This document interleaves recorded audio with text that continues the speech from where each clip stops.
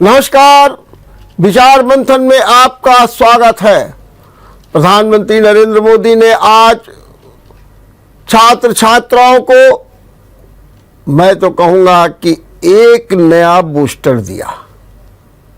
छात्र छात्राओं ने भी परीक्षा को लेकर के और अपने कैरियर को लेकर के तमाम सवाल खड़े किए। बड़ी सहजता के साथ, सामान्यता के साथ, एक मोटिवेशन के साथ प्रधानमंत्री ने जवाब दिया और कई किस्से भी सुनाए। एग्जाम को त्योहार के रूप में मनाने की भी बात की। वो कहा हम तो परीक्षा पूर्व हो गए।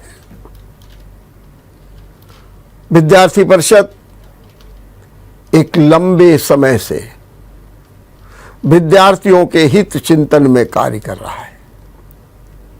आज भी प्रधानमंत्री की परीक्षा पे चर्चा में एक असीम भागीदारी रही और इस चर्चा को विद्यार्थी परिषद अपने लोगों में न केवल पहुंचाएगा बल्कि उसकी एक स्फूर्ति के साथ उसके नए कदमों को भी बढ़ाएगा। विद्यार्थी परिषद का अभी हाल में प्रांत सम्मेलन हुआ और इस प्रांत सम्मेलन में तीसरी बार चुने गए अध्यक्ष डॉक्टर यतेंद्र सिंह, जो डीएवी कॉलेज के प्रोफेसर हैं। हम आज उन्हीं से चर्चा करेंगे, परीक्षा पे चर्चा और साथ में विद्यार्थी परिषद की भूमिका और क्या है भविष्य का प्लान, खास तौर से नई शिक्षा नीति को लेकर के। डॉक्टर यतेंद्र, आपका बहुत बहुत स्वागत है और बधाई आपको कि तीसरी बार आप प्रांत अध्यक्ष चुने गए हैं विद्यार्थी परिषद के।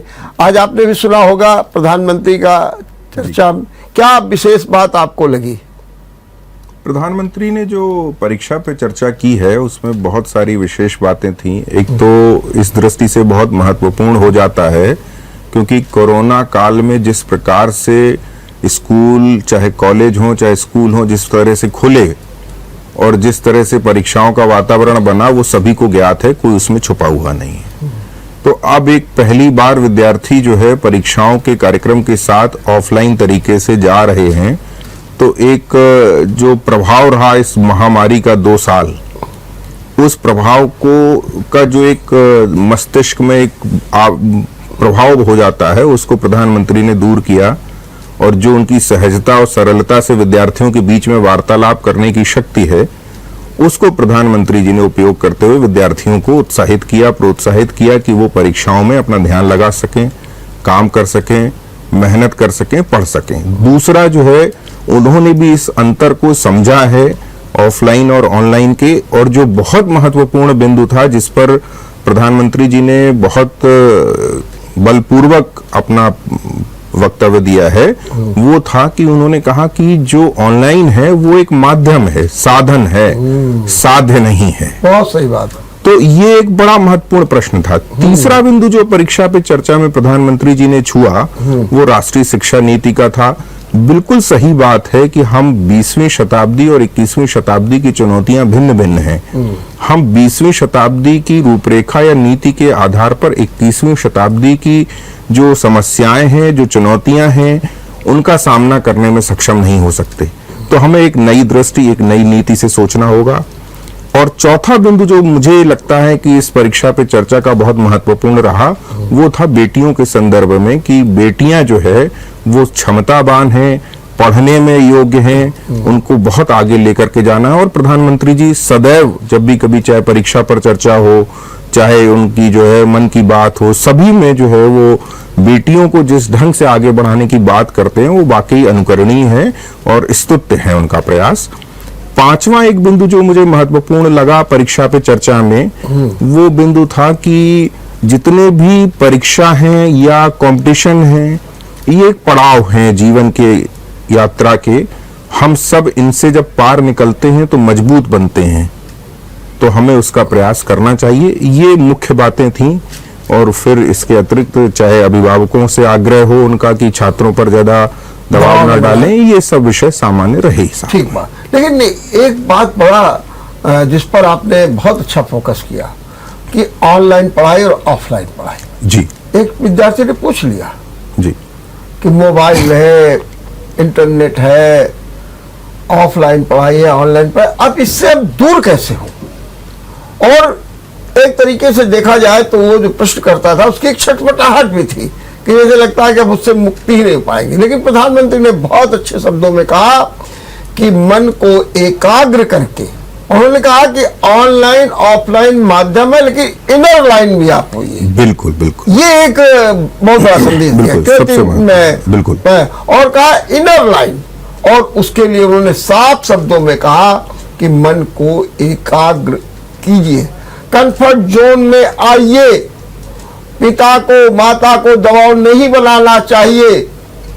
क्या ये जो बात प्रधानमंत्री आज कहते हैं यतीन जी, ये लगता है कि जैसे यहीं तक सीमित हो जाती है? हालांकि ये 5वीं उनकी वार्ता है, 2 वार्ताएं नहीं हुई क्योंकि कोरोना के कारण।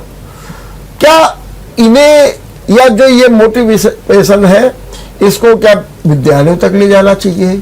क्या इसके लिए सरकारों को आगे आकर के काम करना चाहिए ताकि एक रस्म अदायगी न रह जाए कि प्रधानमंत्री ने कहा और खत्म हो गया? लेकिन क्या इसको कार्य रूप में परिणत करने की भी आवश्यकता है? और क्या विद्यार्थी परिषद इस दिशा में कुछ सोचेगा?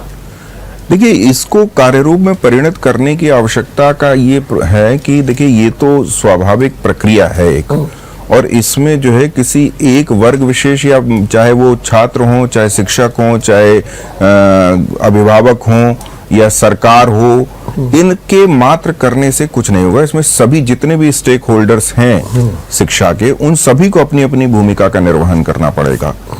चाहे अगर विद्यार्थी है तो विद्यार्थी को जो एकाग्रता का विषय प्रधानमंत्री जी ने रखा उस पर जोर देना होगा, क्योंकि बिना एकाग्र हुए जो है वो पढ़ाई नहीं हो सकती। जब हम लोग पढ़ते थे और जब ऑनलाइन और ऑफलाइन का उतना अंतर नहीं था तो हम लोगों को एक श्लोक पढ़ाया जाता था, काक चेष्टा वको ध्यानम श्वान निद्रा तथा वचा। तो अब ये चीजें करनी पड़ेंगी। तो एकाग्रता तो विद्यार्थी का व्यक्तिगत विषय है, उसमें विद्यार्थी को अपनी भूमिका निभानी पड़ेगी। अभिभावक की भूमिका इस दृष्टि से महत्वपूर्ण रहेगी कि अभिभावकों को जो है वो विद्यार्थियों को इस प्रकार के रचनात्मक कार्यों में लगाना पड़ेगा जिससे जो है विद्यार्थी जो है वो ये मोबाइल या जो ऑनलाइन माध्यम है इन पर आश्रित ना रहें, या इनके प्रति एक आदत सी बन गई है, जिसको अगर मैं सामान्य और प्रचलित शब्द में कहूं तो लत, तो वो दूर करने के लिए उन्हें रचनात्मक कार्यों से लगाना पड़ेगा। जैसे मैं अपने बच्चों को जो है ड्राइंग करने इत्यादि पर ज्यादा जोर देता हूँ, कोशिश करता हूँ कि वो फील्ड गेम खेलें या इंडोर गेम भी खेलें, तो वो अपना इस तरह के गेम्स खेलें कि वो मोबाइल और इंटरनेट से दूर रहें। मेरा प्रयास रहता है। और इसमें जो है यही कार्य जो है वो शिक्षक और सरकार की ओर से भी करना पड़ेगा। सरकार को और शिक्षक को और विद्यालयों को कुछ रचनात्मक कार्यक्रम प्रारंभ करने पड़ेंगे जिससे विद्यार्थियों का ध्यान इन सब के स्थान पर उन रचनात्मक कार्यक्रमों की ओर अधिक जाए। मैं जरा ये भी जानना चाहता हूँ, ये आपका प्रांत का सम्मेलन हुआ है, उस प्रांत के सम्मेलन में क्या एजेंडा तैयार किया गया? कौन सी छात्र छात्राओं के सामने चैलेंजेस पर चर्चा हुई है? विद्यार्थी परिषद अब आगे क्या करने जा रहा है? मैं अगर बात करूं नई शिक्षा नीति को लेकर के भी क्या कोई भागीदारी सुनिश्चित की गई है?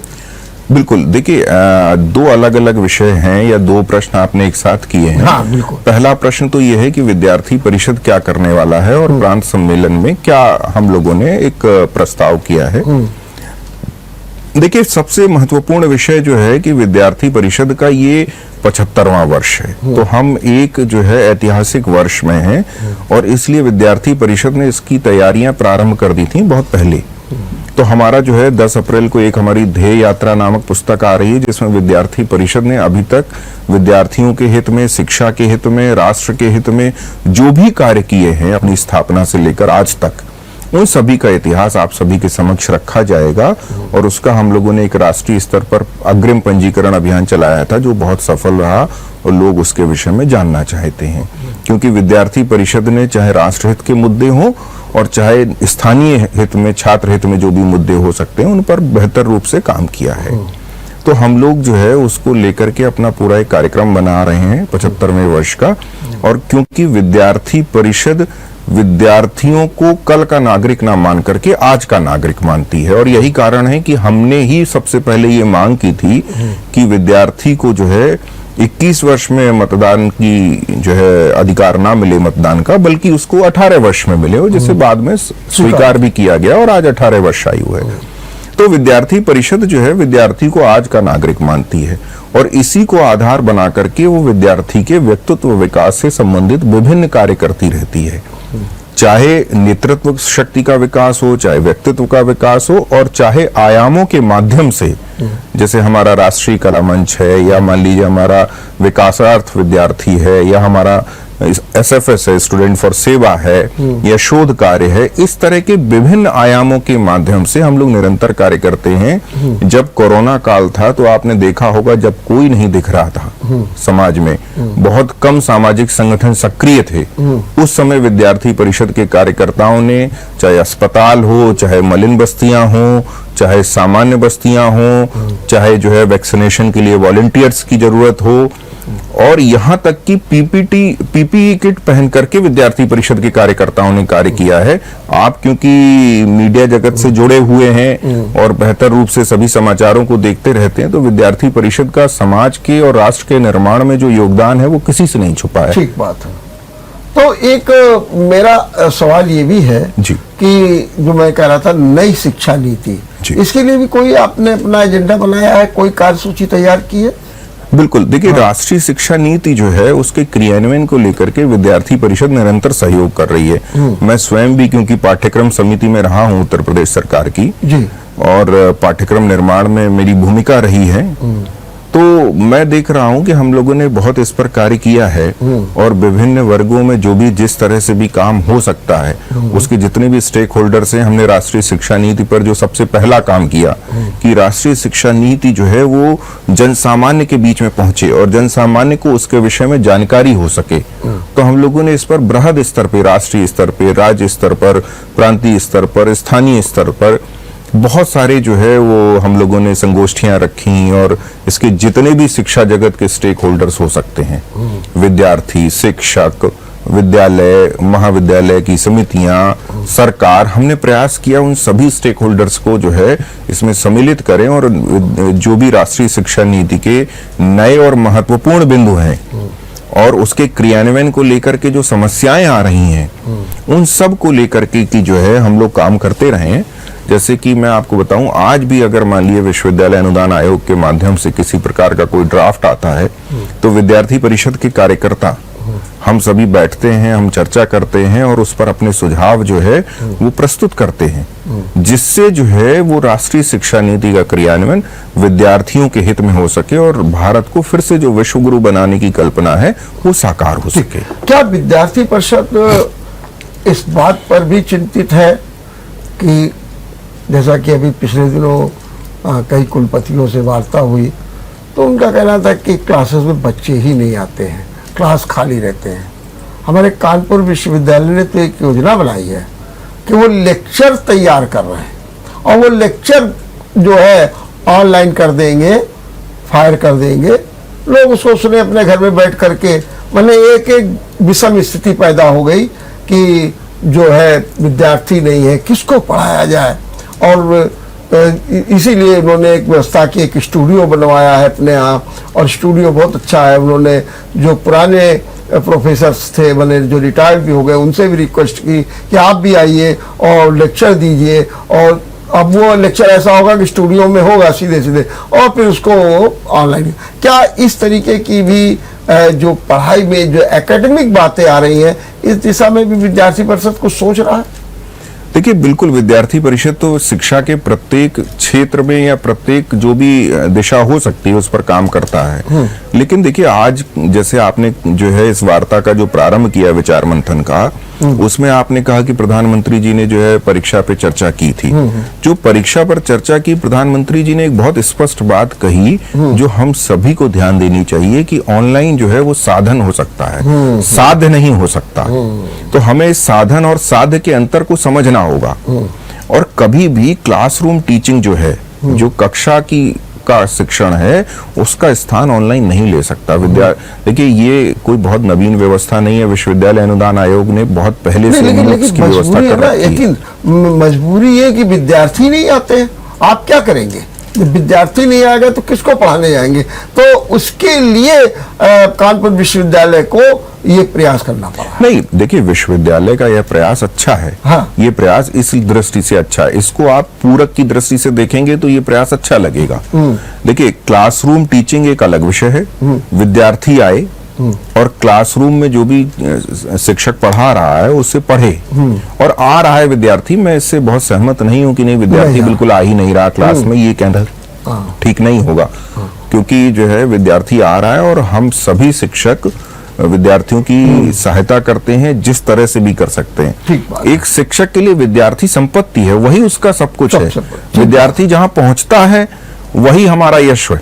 ठीक बात है। उसका यश जो है उसी से हम जाने जाते हैं, पहचाने जाते हैं। तो ऐसा नहीं है, हम लोग शिक्षण कार्य कर रहे हैं, हमें इसको इस दृष्टि से देखना चाहिए कि हम क्लासरूम टीचिंग जो कर रहे हैं वो विद्यार्थी के सर्वाधिक हित में है, और सभी विद्यार्थियों को क्लासरूम टीचिंग को जो है बहुत अच्छे से और अनुशासित ढंग से लेना चाहिए। उसके बाद ये पूरक की दृष्टि से देखना चाहिए कि जो ज्ञान संचय पोर्टल पर हमारे आदरणीय कुलपति जी प्रयास कर रहे हैं वह प्रयास भी सराहनीय है। सराहनीय इसलिए है कि मान लीजिए मैं हिंदी में हूं और मैंने अरस्तू का विरेचन सिद्धांत पढ़ा दिया और विद्यार्थी को वो विरेचन का सिद्धांत जो है समझने में थोड़ी सी असमर्थता हुई, तो उसमें जो है कई सारे वीडियोज पड़े हुए हैं, तो ज्ञान संचय पोर्टल पर जाकर के वो देख सकता है। तो ये पूरक की दृष्टि से ये प्रयास बहुत अच्छा है, इसको मैं पूरक मानता हूं, ये सब कुछ नहीं है। ठीक बात है। मैं यहाँ एक छोटा सा ब्रेक लेंगे और ब्रेक के बाद अपनी चर्चा को जारी रखेंगे। ब्रेक के बाद आपका एक बार फिर स्वागत है। हम विद्यार्थी परिषद के प्रांत अध्यक्ष से वार्ता कर रहे हैं ज्वलंत मुद्दों पर। एक सवाल आया कि किस तरीके से ऑनलाइन पढ़ाई हो रही है, और उनका ये भी कहना है कि वो एक पूरक व्यवस्था तो हो सकती है, लेकिन उनका ये भी दावा है कि नहीं विद्यार्थी आ रहे हैं और हमको पढ़ा रहे हैं। लगता है कि विद्यार्थी परिषद भी इस दिशा में एक नए माहौल का सृजन कर रहा है। मैं यतीन जी आपसे एक बात और जानना चाहता हूं कि आए दिन विद्यार्थियों की समस्याएं रहती हैं। अब आप देखिए कभी ये हो जाता है कि परीक्षा फल गड़बड़ा गया, क्वेश्चन बाहर से आ गए। अभी मेडिकल कॉलेज के छात्रों ने किया, लॉ कॉलेज के छात्रों ने प्रदर्शन किया, उनकी बातें सुनी भी गई है, और इसी तरीके से कभी शुल्क की बात आती है, कभी तमाम समस्या आती है। क्या विद्यार्थी परिषद सिर्फ एक एकेडमिक भूमिका में है, या फिर जो इस तरीके के चैलेंजेस आ रहे हैं उनके लिए भी एक आंदोलनात्मक रुख रखता है? पहले तो लगता था कि विद्यार्थी परिषद पूरे आंदोलन है, लेकिन अब इधर लगता है इसे आंदोलन का रुख नहीं लग रहा है, बल्कि वो ऐसा रुख हो रहा है, उसका रचनात्मक हो रहा है, और वो एक डायलॉग के द्वारा ही समस्या का निदान करना चाहते। क्या है आपका ये सिद्धांत? नहीं, देखिए पहला प्रयास तो हमारा यही होना चाहिए कि कोई भी यदि समस्या है तो उसका समाधान यदि वार्ता से निकल आता है तो बहुत अच्छा है। और विद्यार्थी परिषद भी पहले यही प्रयास करती है कि किसी भी स्थिति में हो, यदि समाधान निकलने की संभावना है तो उस पर कार्य करती है।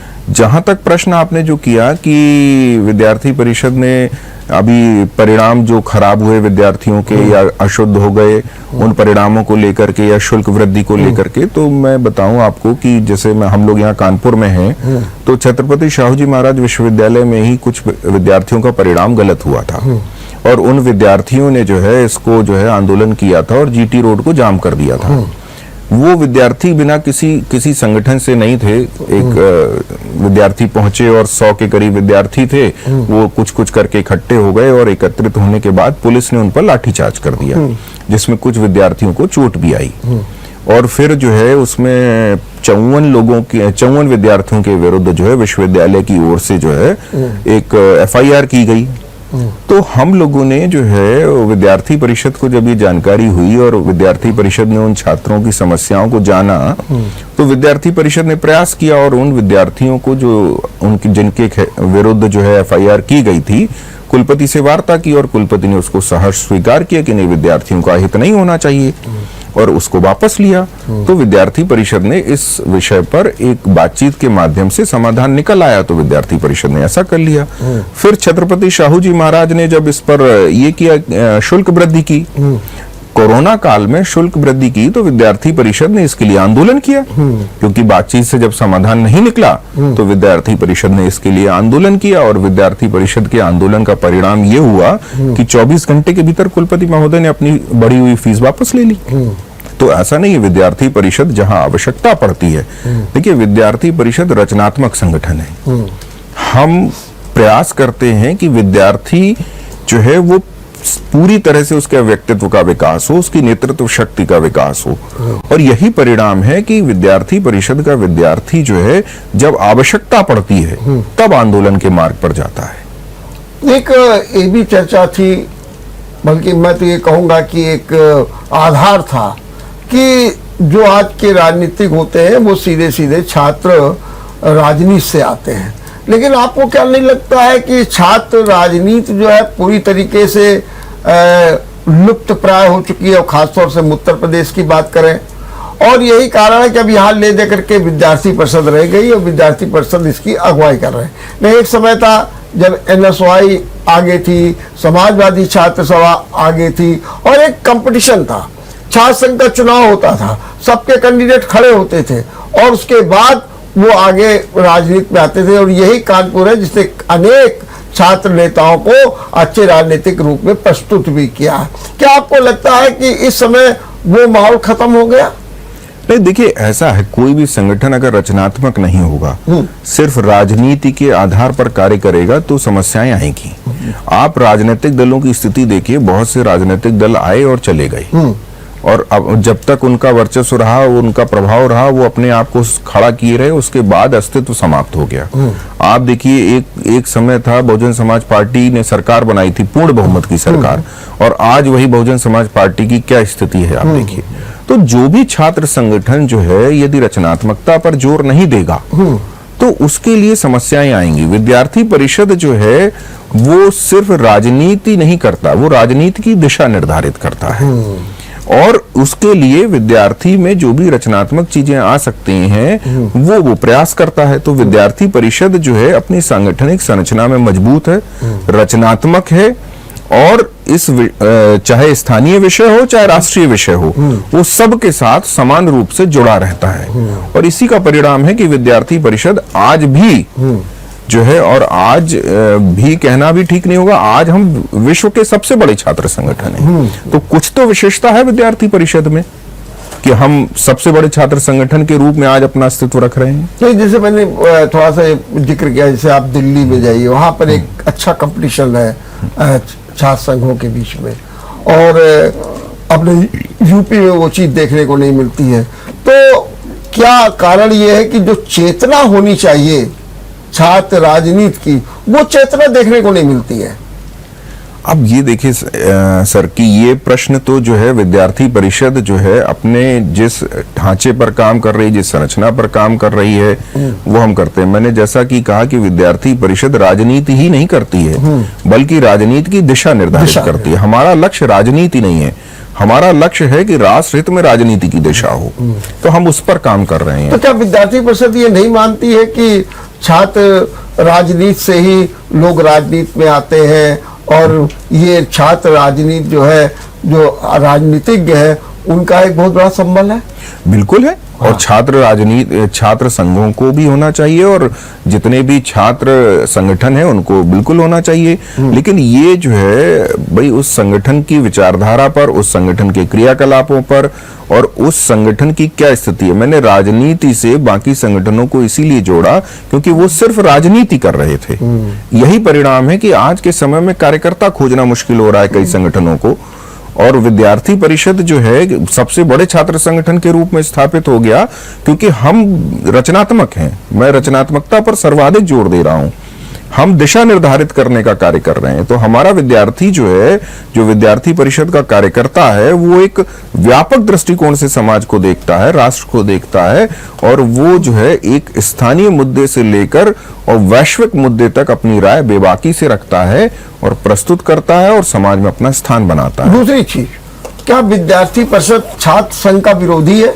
नहीं, बिल्कुल नहीं है। तो ये कभी भी ये इस तरीके की आवाज नहीं उठी कि छात्र संघ बनाए जाए, छात्र संघ के चुनाव हो, इस तरीके का कोई रुख या कोई मुखर स्वरूप विद्यार्थी परिषद का नहीं नहीं, ऐसा नहीं है। विद्यार्थी परिषद सदैव छात्र संघ का समर्थक रहा है और हमेशा छात्र संघ के पक्ष में रहा है। और यही कारण है कि हमारी सक्रिय सहभागिता जो है दिल्ली विश्वविद्यालय, जवाहरलाल नेहरू विश्वविद्यालय या जिन विश्वविद्यालयों में भी छात्र संघ है वहां पर कार्य कर रही है। हम तो सदैव समर्थक हैं। नहीं, समर्थक है। क्या आपने कोई एजेंडा आपके? बिल्कुल, हम लोग जहां भी जिस मंच पर हमें अपनी बात रखनी होती है, ज्ञापन देना होता है, हम बिल्कुल कहते हैं और सशक्त कहते हैं, सशक्त रूप से कहते हैं। तो क्या आपने अपने विद्यालयों में कुछ संगठन बना रखे हैं, कॉलेज बाय इकाइयां बना रखी हैं कि सिर्फ जिले में ही आपका एक संगठन है और जहां पर लोग जाएं और अपनी समस्याओं का निदान कराएं? नहीं, हम जो है बिल्कुल लोकतांत्रिक तरीके से चलते हैं। हमारी महाविद्यालय में इकाइयां होती हैं और महाविद्यालय के साथ साथ जो विद्यालय हैं उनमें भी यदि इकाई संभव है तो हमारी वहां भी इकाइयां होती हैं। महाविद्यालय इकाई के पश्चात जो है हम विश्वविद्यालय स्तर पर भी इकाई बनाते हैं, अपनी जिला स्तर पर इकाई बनाते हैं और इसके पश्चात फिर प्रांत स्तर पर इकाई बनाते हैं, फिर राष्ट्रीय स्तर पर इकाई बनाते हैं। जो एक लोकतांत्रिक संरचना हमारे संगठन की निर्धारित की गई है केंद्र के द्वारा, हम उन सभी में जो है अपनी इकाइयां बनाते हैं, सभी विद्यार्थियों को दायित्व देते हैं और हमारा प्रयास ये रहता है कि प्रत्येक विद्यार्थी का जो विद्यार्थी परिषद के कार्यकर्ता के रूप में कार्य कर रहा है उसका सर्वांगीण विकास हो। बिल्कुल। तो मेरा बस आखिरी सवाल ये है कि विद्यार्थी परिषद का इस समय का सबसे बड़ा लक्ष्य क्या है और उस लक्ष्य को अचीव करने में विद्यार्थी परिषद क्या कर रहा है? विद्यार्थी परिषद का लक्ष्य सदैव यही रहा है कि जो है कोई भी हम किसी छोटे या बड़े लक्ष्य को लेकर के नहीं, हम ये निर्धारित करते हैं कि हमारे समाज के लिए, हमारे राष्ट्र के लिए, हमारे विश्व के लिए क्या बेहतर हो सकता है। हम उन सभी लक्ष्यों पर अपनी सहभागिता उपस्थित करते हैं और सशक्त रूप से अपनी बात को रखते हैं। ठीक बात। बहुत बहुत धन्यवाद डॉक्टर तेन सिंह। बहुत अच्छे शब्दों में आपने विद्यार्थी परिषद की संरचना, उसकी रचना, उसके लक्ष्य और उसके सपने को प्रस्तुत किया। निश्चित रूप से जो आपका प्रस्तुतिकरण है ये इस बात का द्योतक है कि छात्र राजनीति तो हो लेकिन उसमें रचनात्मकता हो, सकारात्मकता हो, उच्छृंखलता न हो, अराजकता न हो और सिर्फ राजनीति के लिए राजनीति नहीं की जाए। विद्यार्थी परिषद अपने इस स्वरूप में सफल भी होगा, ऐसी मेरी शुभकामना है। और नितिन जी आपको भी बहुत बहुत एक बार फिर बधाई अध्यक्ष बनने के लिए। देखते रहिए विचार मंथन। नमस्कार। अगर आपको हमारा वीडियो पसंद आया हो तो हमें लाइक करें, सब्सक्राइब करें और ज्यादा से ज्यादा शेयर करें और हाँ, बेल आइकॉन दबाना ना भूलें ताकि हर खबर का अपडेट आप तक पहुंचे तुरंत। आप हमें इंस्टा, ट्विटर और फेसबुक पर भी फॉलो कर सकते हैं। हमारी आईडी है @JMT News।